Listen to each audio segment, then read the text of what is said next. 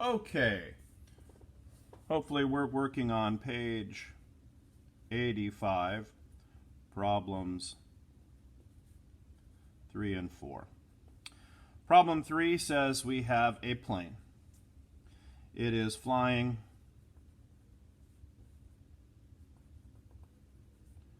250 kilometers per hour north. We have a wind at 75 kilometers an hour.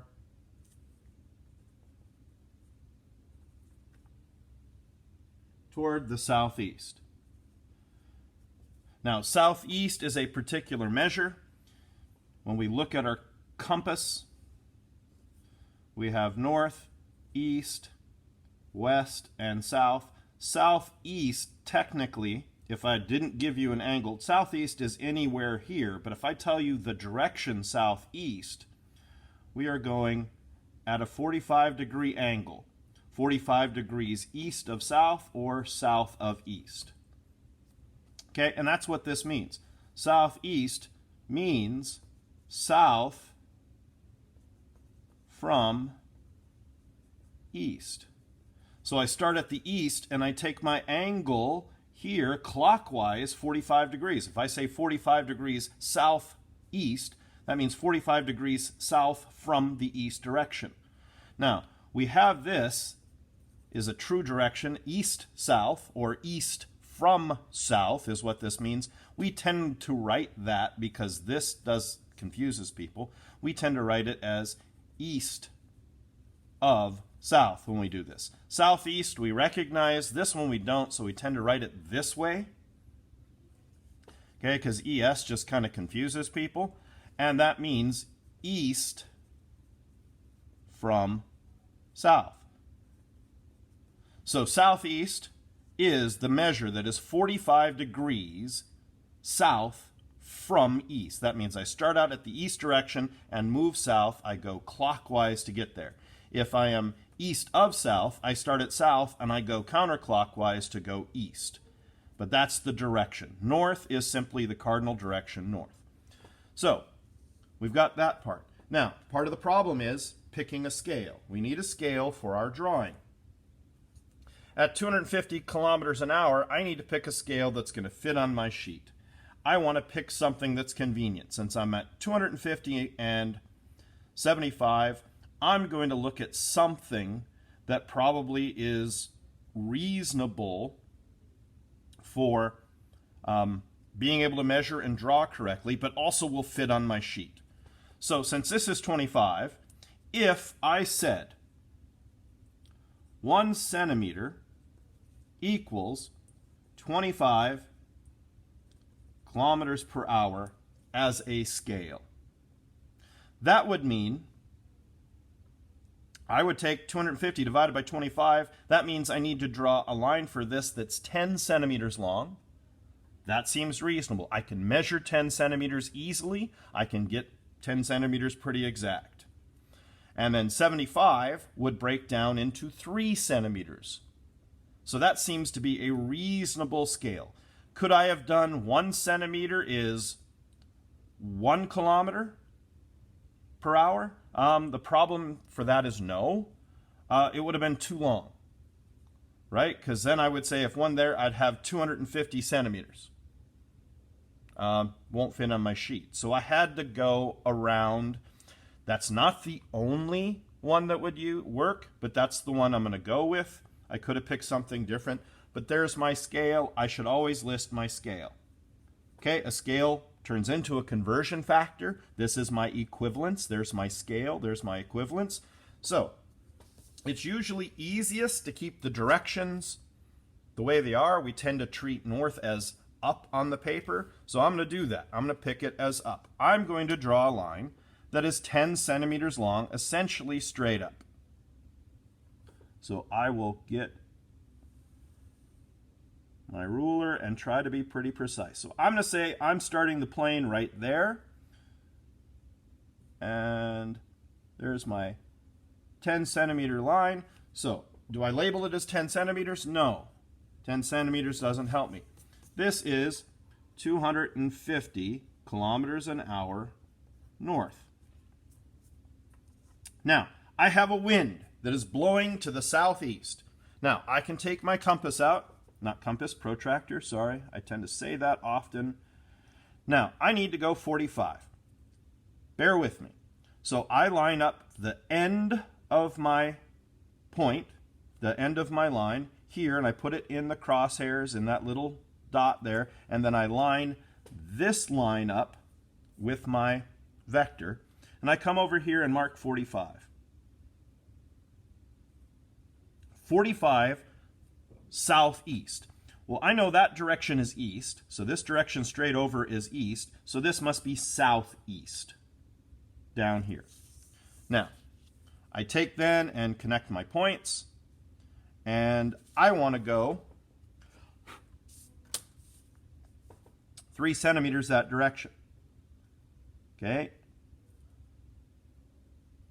Now, this is a little more work than you need to do right at the moment. I'm showing you stuff. So here's the 3. So 1, 2, 3 centimeters.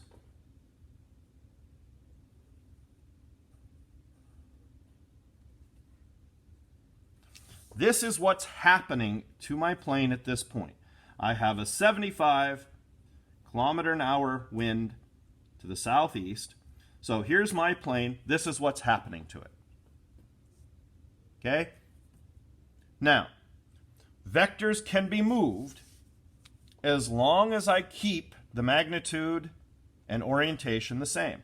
Well, right now, to get to my final result, I need to add these two vectors together to get a resultant.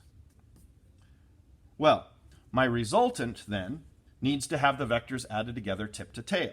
These are the two vectors I have to choose from. So I either need to add the wind to the plane speed, to the plane's velocity, or I need to add the plane to the wind. I'm going to do the wind to the plane. So what does that mean? I'm going to come up to the top. Again, I'm going to take the end of my vector. I'm going to put it, the tip there. I'm going to put my crosshairs on it, and I'm going to come down here and mark out that 45-degree angle. Now, of course, my protractor is bigger, so I need to put the line out there. Then I'm going to come over. I'm going to draw my 3 centimeter line. So it should have started at the top here and goes down. And I'm going to measure out 3 centimeters. And that'll be my line. 1, 2, 3.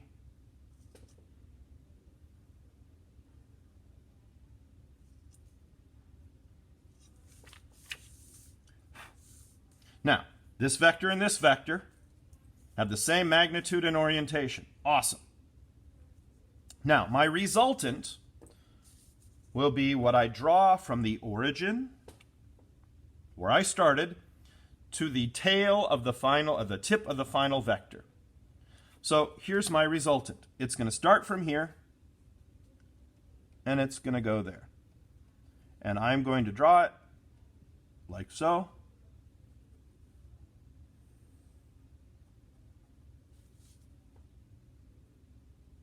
There is my resultant vector. This is what my plane is going to do compared to the ground in my drawing. Since this was 75 kilometers an hour southeast, I know this angle right here should have been 45 degrees. Because the angle from there, which this direction would be east, this is north, this would also be 45 degrees. There's my southeast. My answer then requires me to measure this angle right here and this length. This will tell me my speed, my velocity, the speed part of my velocity, and this will tell me my direction. This direction from here to here will be east of north.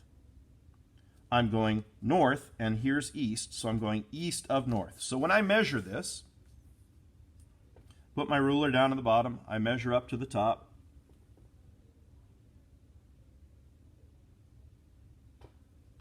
And what do I get?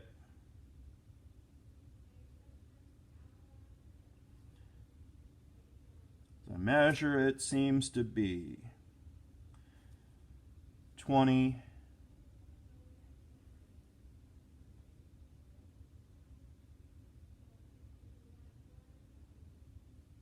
Wow.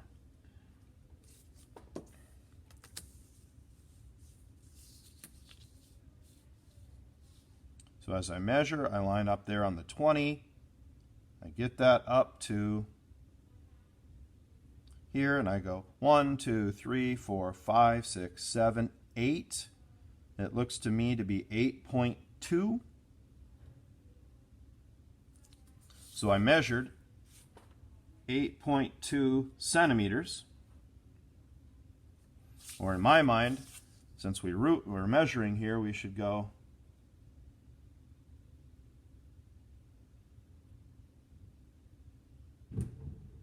yeah, 8.20 centimeters. Well, what am I going to do? Well, 1 centimeter equals 25, so I'm going to take 8.2 times 25 kilometers an hour per 1 centimeter and get that if I take 8.20 times 25.0, I get 205 kilometers an hour. This had 3 sig figs, so I'm going to say this number had 3 sig figs just for my measuring. I do that, I should be able to measure that far. I have this, so I get 205 kilometers an hour. Then I'm going to measure this angle here. I'm going to put my protractor down and measure. And it looks to me, as I measure, I get 15 degrees. So this turns out to be 15 degrees. So that means my resultant here should be 205 kilometers an hour at 15 degrees east of north, or equivalently, this is 205 kilometers an hour at 75 degrees northeast. Because if I do 15 degrees east of north, if I come over here and look at the direction here, if I do that, if I line up my protractor measuring east, so 90 degrees would be due north, as I go from here, I get to 75. It's 15 from 90 to 75, so there's my 15 degrees east of north. Now I have 75 degrees north of east. So either one of these is an acceptable answer. Now, I had this vector down here that I drew. I could have started my problem from my origin here and said, oh, I'm going to do the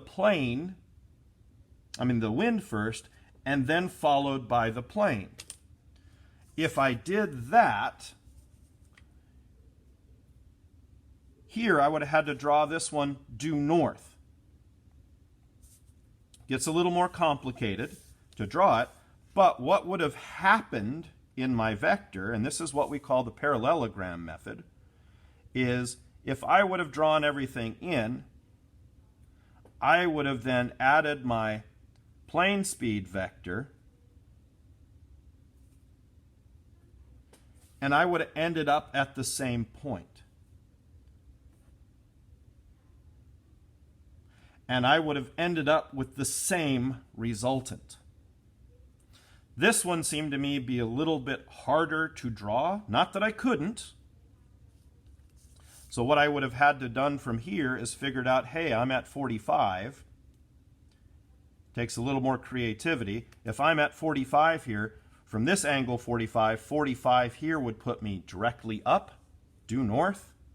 Okay, like I said, a little harder to interpret, but this would be due north, and then I could have done my vector addition this way, and then this would have been this vector here. So this is a parallelogram. All these vectors, the two vector combinations, all make parallelograms. It doesn't matter which way you go, but again, you had to add the vector tip to tail, tip to tail. Notice, I started here, I went due north. From here, I went 45 degrees southeast, ended up at this point. I measured this, I drew this line, this was my resultant. I measured the angle I reported my angle, I measured my length, I converted my length back into my magnitude, I converted it back into my regular unit, and I get my answer. This is how we would do this problem. Hopefully this is helpful. Thank you very much for your time.